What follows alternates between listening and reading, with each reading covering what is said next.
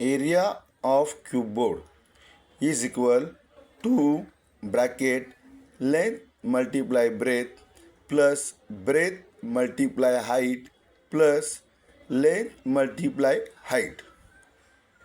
Perimeter of rectangle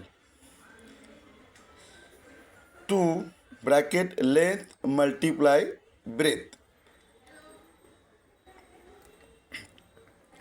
Total surface area of cube 6 multiply L square.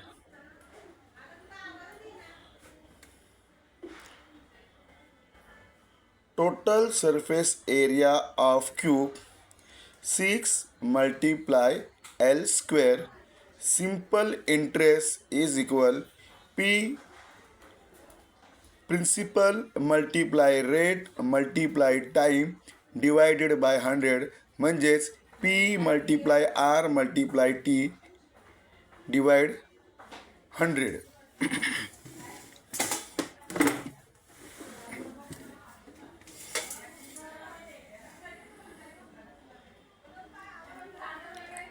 True, false.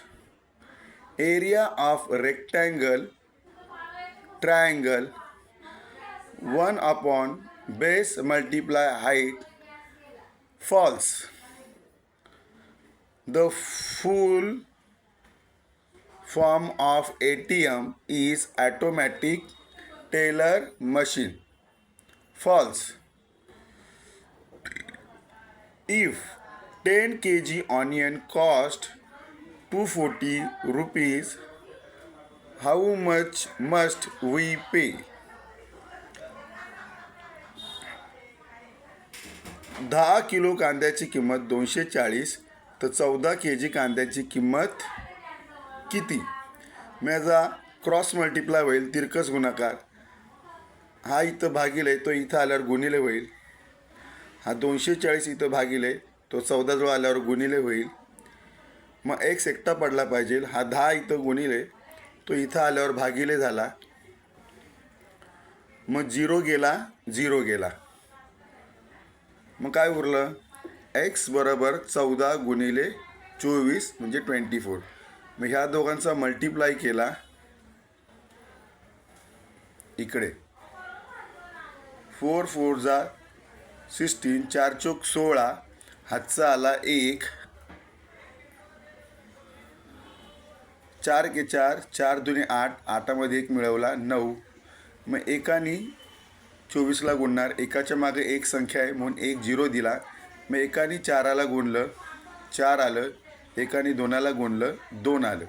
मग यांची बेरीज केली 6 आणि 0 6 9 आणि 4 13 हातचा आला 1. हा 1 आणि हा 2 झाले 3. हा गुणाकार आला बरोबर. म्हणजेच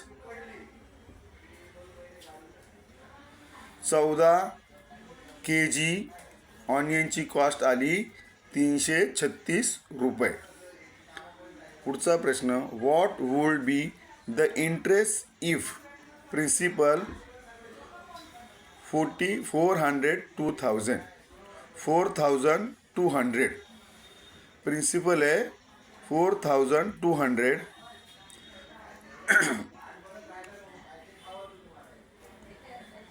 मग आपण फॉर्म्युला लिहिणार. सिंपल इंटरेस्ट बरोबर प्रिन्सिपल गुणिले रेट गुणिले टाईम अपॉन 100. मग याच्यामध्ये व्हॅल्यू भरणार. प्रिन्सिपल भरला 8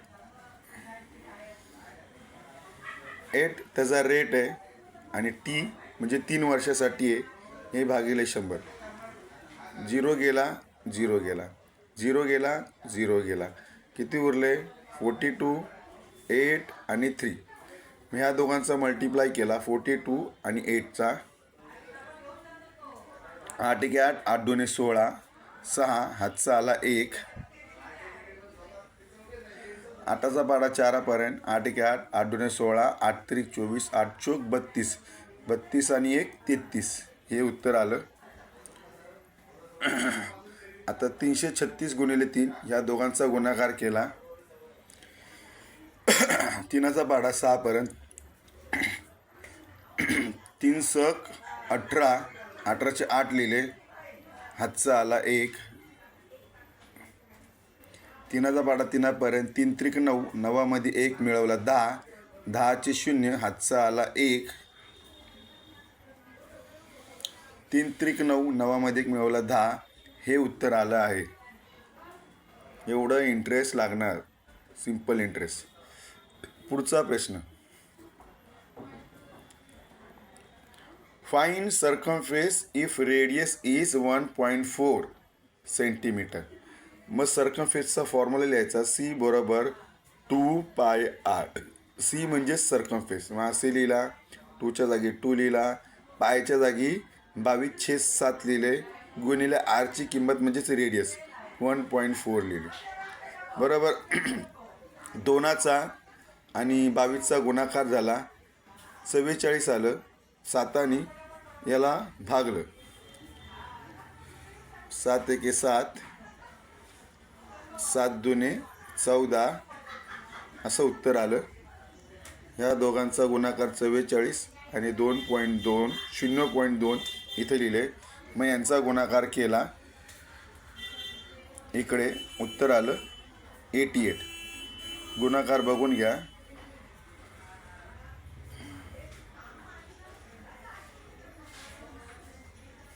2 चौक 8, 2 चौक 8. मग पाठवून एक संख्येनंतर पॉईंट आला, हे उत्तर आलं सर्कमफेसचं. If the side of square is 20 centimetre find the area. मग स्क्वेअरचा एरिया काढायचा, माहिती राहिलं एरिया ऑफ स्क्वेअर, साईडचा स्क्वेअर म्हणजे 20चा स्क्वेअर म्हणजे 20चा वर्ग, म्हणजेच 20 गुणिले 20. 2 आणि 2ला गुणलं 4 आणि हे 2 शून्य इथं दिले, हे उत्तर आलं आहे. बरोबर. पुढे, find the total surface area of cube whose side is 10 centimetre. Total surface area काढा आणि साईड दिली आहे 10 सेंटीमीटर क्यूबची. मग इथं फॉर्म्युला लिहिला, total surface area of cube 6 multiply साईडचा स्क्वेअर, 6 गुणिले लांबीचा वर्ग. मग 6 लिहिले, गुणिले लांबी म्हणजे साईड 10 दिली, 10चा वर्ग, 6 गुणिले 10चा वर्ग 100, 6 आणि 100ला गुणलं 600. अशा प्रकारे उत्तर आलं आहे आणि पूर्ण प्रश्नपत्रिका संपली.